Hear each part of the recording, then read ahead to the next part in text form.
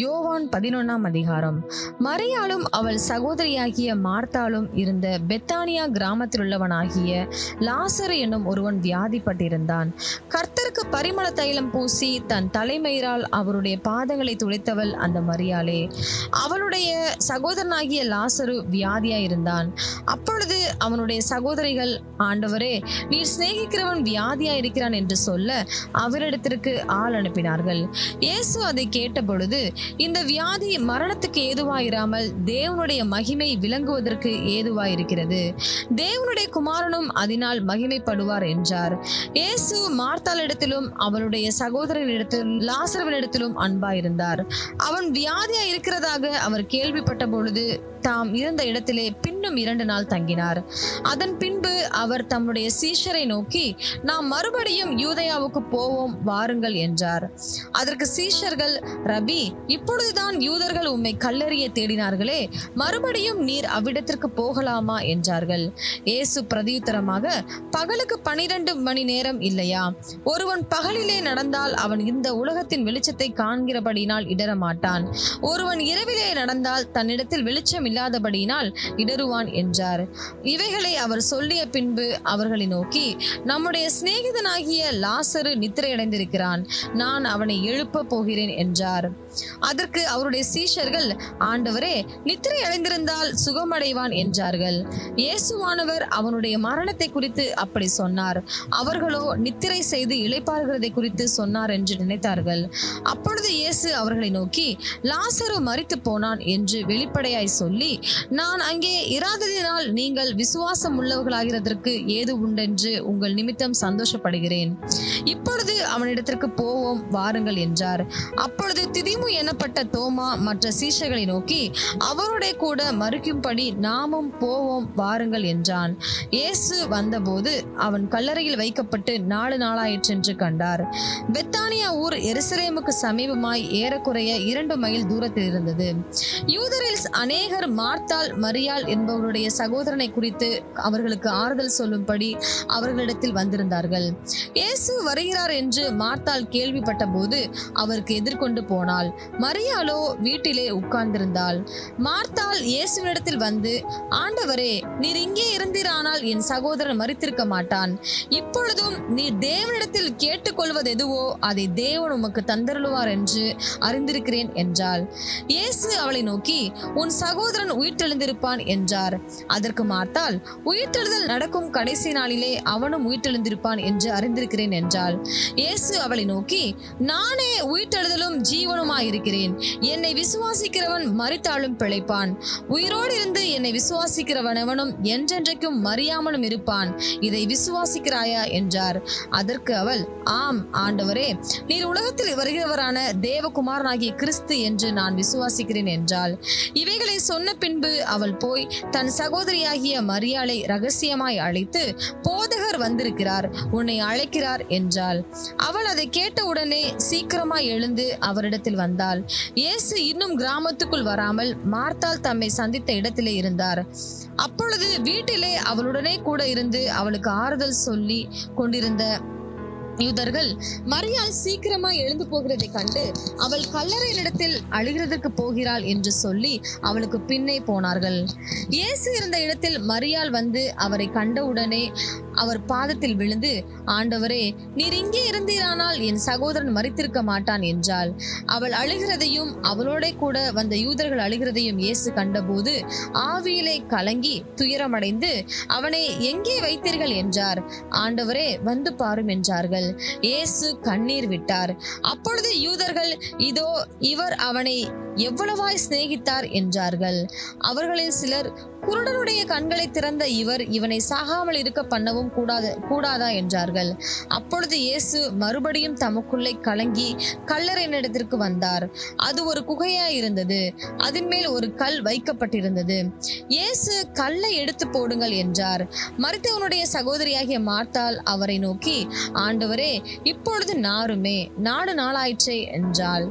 இயேசு அவளை நோக்கி, நீ விசுவாசித்தால் தேவனுடைய மகிமையை காண்பாய் என்று நான் உனக்கு சொல்லவில்லையா என்றார். அப்பொழுது மரித்தவன் வைக்கப்பட்ட இடத்தில் இருந்த கல்லை எடுத்து போட்டார்கள். இயேசு தம்முடைய கண்களை ஏறெடுத்து, பிதாவே, நீர் எனக்கு செவி கொடுத்தபடியினால் உம்மை ஸ்தோத்தரிக்கிறேன்.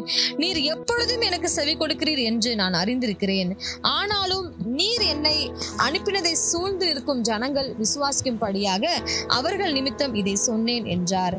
இவைகளை சொன்ன பின்பு, லாசருவே, வெளியே வா என்று உரத்த சத்தமாய் கூப்பிட்டார். அப்பொழுது மரித்தவன் வெளியே வந்தான். அவன் கால்களும் கைகளும் பிரேத சீலைகளினால் கட்டப்பட்டிருந்தது. அவன் முகமும் சீலையால் சுற்றப்பட்டிருந்தது. இயேசு அவர்களை நோக்கி, இவனை கட்டவிழ்த்து விடுங்கள் என்றார். அப்பொழுது மரியாள் இடத்தில் வந்திருந்து இயேசு செய்தவைகளை கண்டவர்களாகிய யூதர்களில் அநேகர் அவரிடத்தில் விசுவாசம் உள்ளவர்களானார்கள். அவர்களில் சிலர் பரிசேயரிடத்தில் போய் இயேசு செய்தவைகளை அவர்களுக்கு அறிவித்தார்கள். அப்பொழுது பிரதான ஆசாரியரும் பரிசேயரும் ஆலோசனை சங்கத்தை கூடி வரச் செய்து, நாம் என்ன செய்கிறது? இந்த மனுஷன் அநேக அற்புதங்களை செய்கிறானே.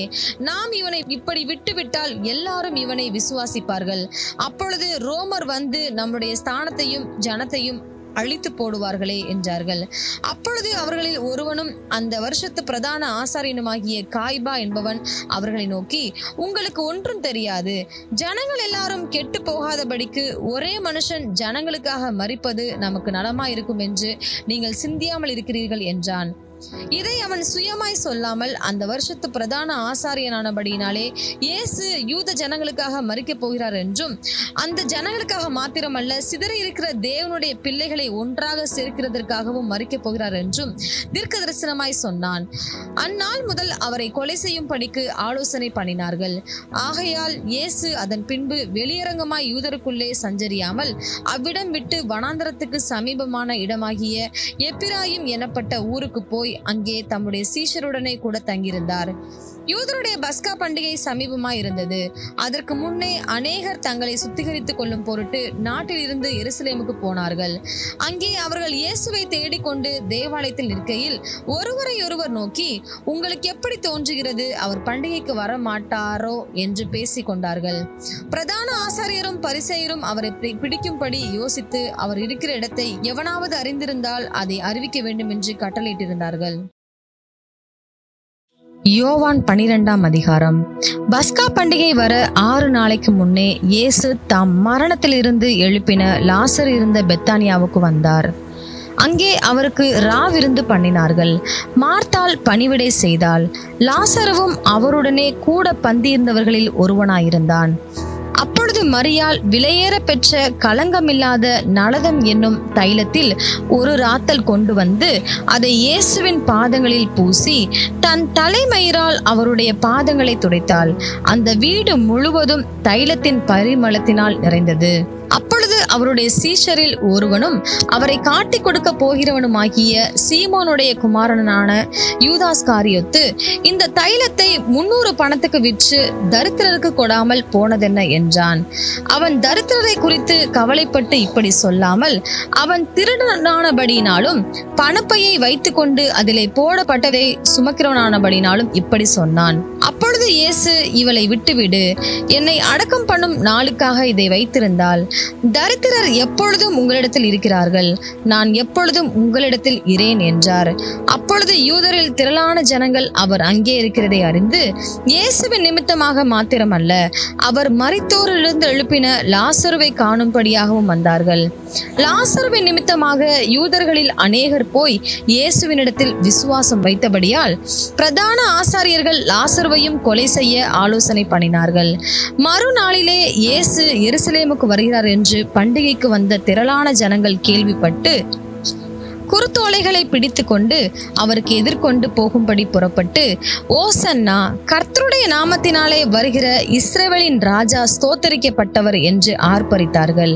அல்லாமலும், சீயோன் குமாரத்தியே, பயப்படாதே, உன் ராஜா கழுதை குட்டியின் மேல் ஏறி வருகிறார் என்று எழுதியிருக்கிற பிரகாரமாக இயேசு ஒரு கழுதை குட்டியை கண்டு அதன் மேல் ஏறி போனார். இவைகளை அவருடைய சீஷர்கள் துவக்கத்திலே அறியவில்லை. இயேசு மகிமையடைந்த பின்பு இப்படி அவரை குறித்து எழுதியிருக்கிறதையும் தாங்கள் இப்படி அவருக்கு செய்ததையும் நினைவு கூர்ந்தார்கள்.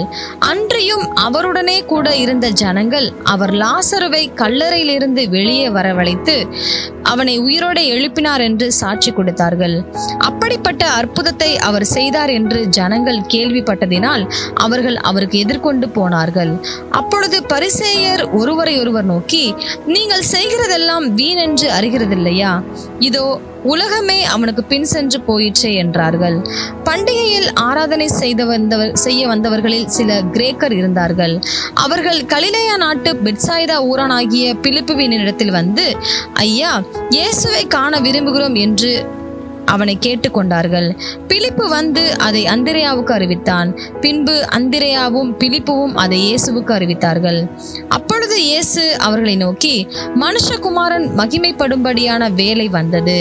மெய்யாகவே மெய்யாகவே நான் உங்களுக்கு சொல்லுகிறேன், கோதுமை மணியானது நிலத்தில் விழுந்து சாகாவிட்டால் தனித்திருக்கும், செத்ததே ஆகில் மிகுந்த பலனை கொடுக்கும்.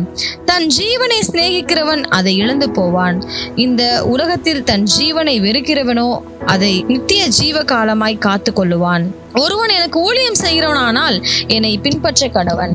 நான் எங்கே இருக்கிறேனோ அங்கே என் ஊழியக்காரனும் இருப்பான். ஒருவன் எனக்கு ஊழியம் செய்தால் அவனை பிதாவானவர் கனம் பண்ணுவார். இப்பொழுது என் ஆத்துமா கலங்குகிறது. நான் என்ன சொல்லுவேன்? பிதாவே, இந்த வேலை நின்று என்னை ரட்சியும் என்று சொல்வேனோ? ஆகிலும் இதற்காகவே இந்த வேலைக்குள் வந்தேன். பிதாவே, உமது நாமத்தை மகிமைப்படுத்தும் என்றார். அப்பொழுது மகிமைப்படுத்தினேன், இன்னமும் மகிமைப்படுத்துவேன் என்கிற சத்தம் வானத்திலிருந்து உண்டாயிற்று. அங்கே நின்று கொண்டிருந்து அதை கேட்ட ஜனங்கள் இடிமுழக்கம் உண்டாயிற்று என்றார்கள். வேறு சிலர் தேவதூதன் அவருடனே பேசினான் என்றார்கள்.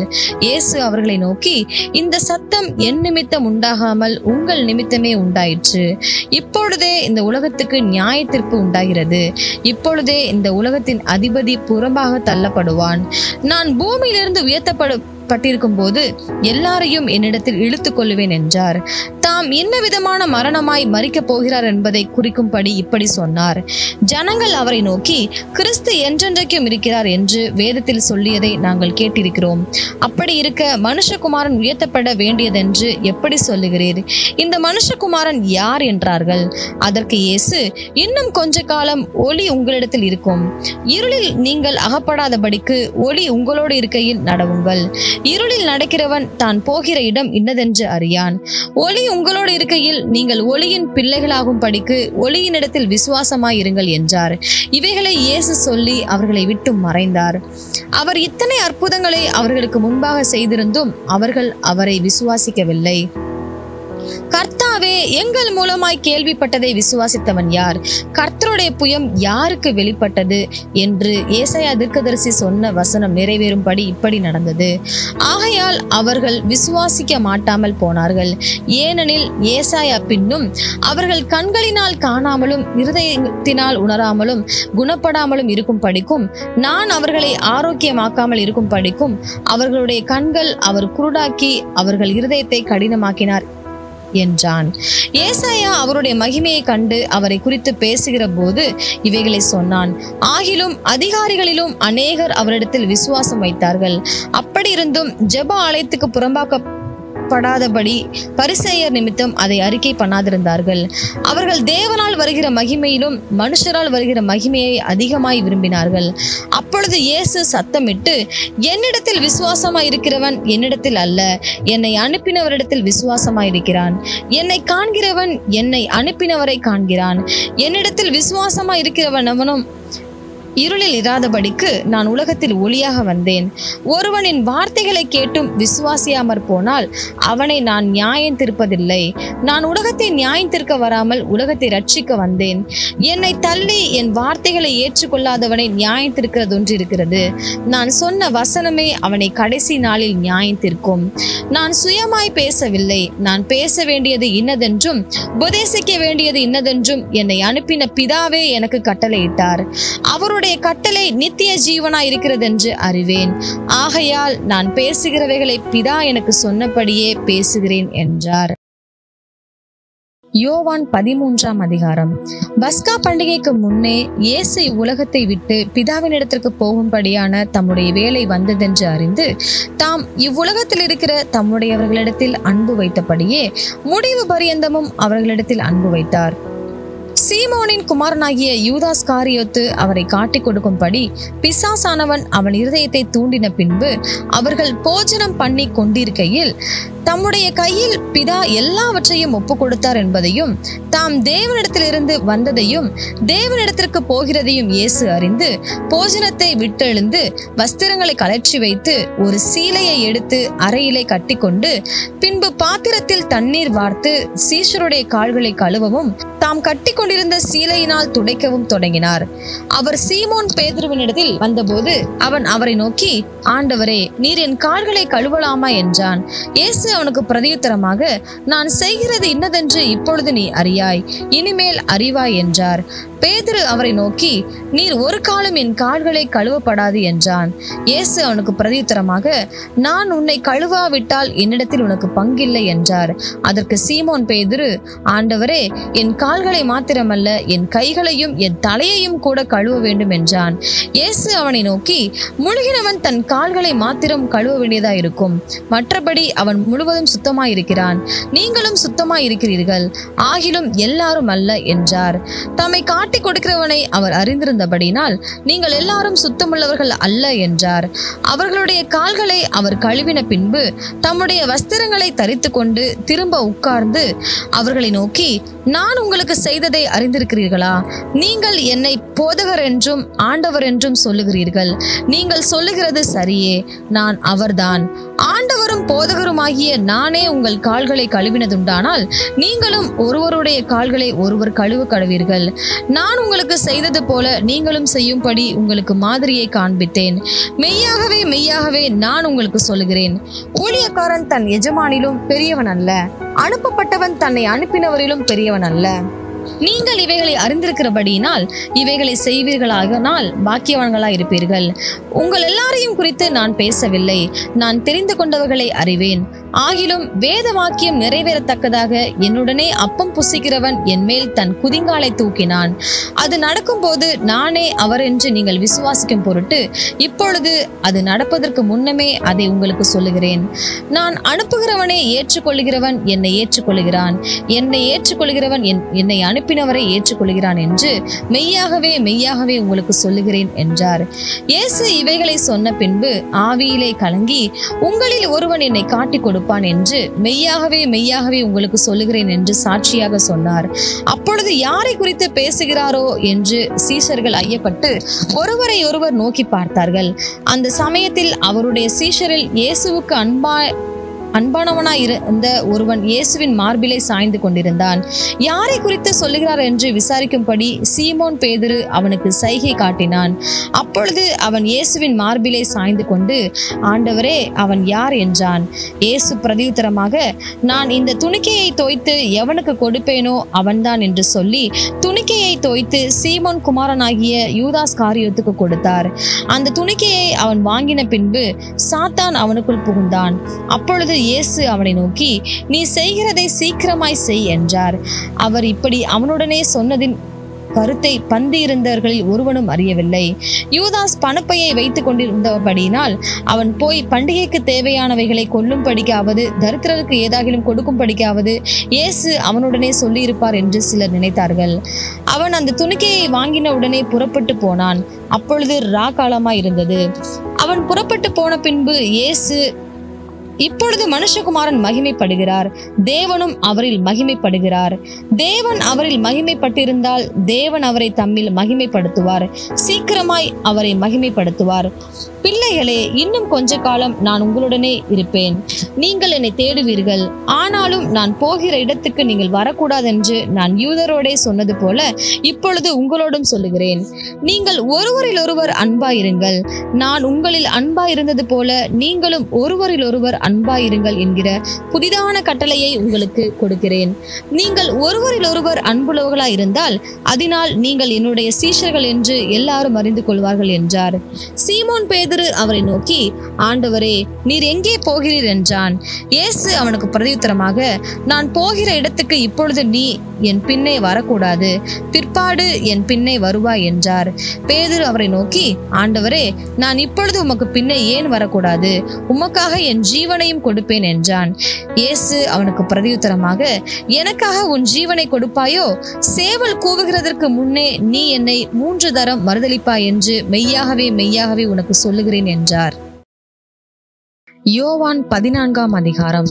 உங்கள் இருதயம் கலங்காதிருப்பதாக. தேவனிடத்தில் விசுவாசமாயிருங்கள், என்னிடத்திலும் விசுவாசமாயிருங்கள். என் பிதாவின் வீட்டில் அநேக வாசஸ்தலங்கள் உண்டு. அப்படி இல்லாதிருந்தால் நான் உங்களுக்கு சொல்லியிருப்பேன். ஒரு ஸ்தலத்தை உங்களுக்காக ஆயத்தம் பண்ண போகிறேன்.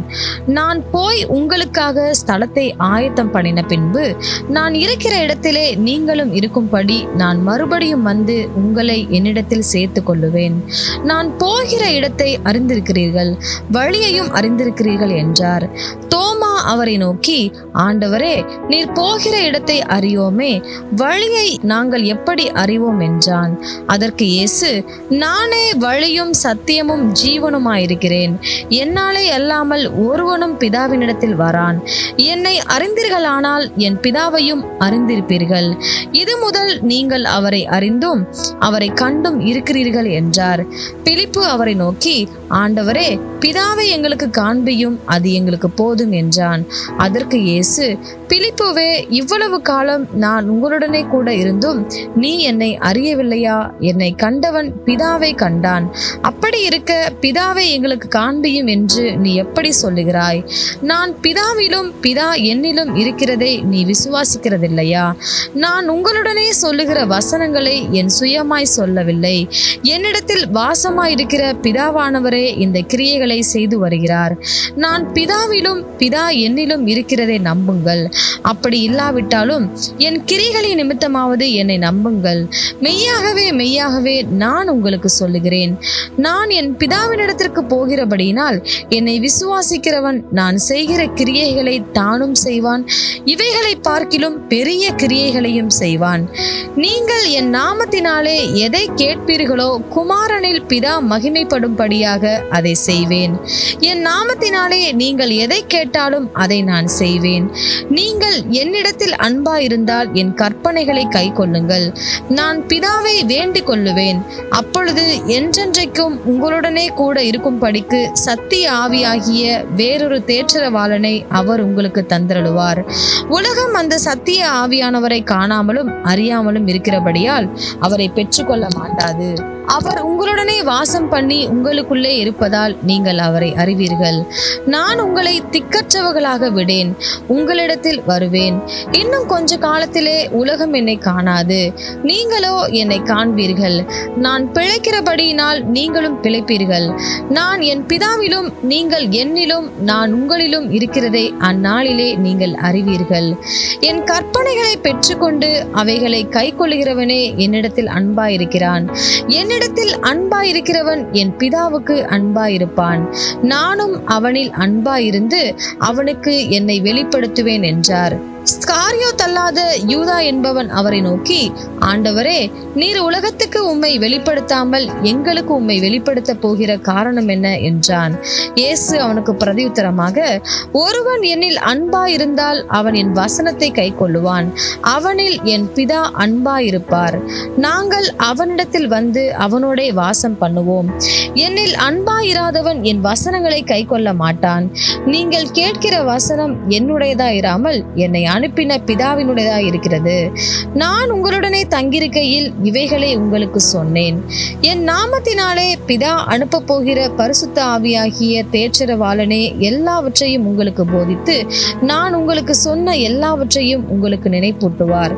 சமாதானத்தை உங்களுக்கு வைத்து போகிறேன், என்னுடைய சமாதானத்தையே உங்களுக்கு கொடுக்கிறேன். உலகம் கொடுக்கிற பிரகாரமாக நான் உங்களுக்கு கொடுக்கிறதில்லை. உங்கள் இருதயம் கலங்காமலும் பயப்படாமலும் இருப்பதாக. நான் போவேன் என்றும் திரும்பி உங்களிடத்தில் வருவேன் என்றும் நான் உங்களுடனே சொன்னதை கேட்டீர்களே. நீங்கள் என்னில் அன்புள்ளவர்களாயிருந்தால் பிதாவினிடத்திற்கு போகிறேன் என்று நான் சொன்னதை குறித்து சந்தோஷப்படுவீர்கள். ஏனெனில் என் பிதா என்னிலும் பெரியவராயிருக்கிறார். இது நடக்கும்போது நீங்கள் விசுவாசிக்கும்படியாக நடப்பதற்கு முன்னமே இதை உங்களுக்கு சொன்னேன். இனி நான் உங்களுடனே அதிகமாய் பேசுவதில்லை. இந்த உலகத்தின் அதிபதி வருகிறான். அவனுக்கு என்னிடத்தில் ஒன்றுமில்லை. நான் பிதாவில் அன்பாயிருக்கிறேன் என்றும் பிதா எனக்கு கட்டளையிட்டபடியே செய்கிறேன் என்றும் உலகம் அறியும்படிக்கு இப்படி நடக்கும். எழுந்திருங்கள், இவ்விடம் விட்டு போவோம் வாருங்கள் என்றார்.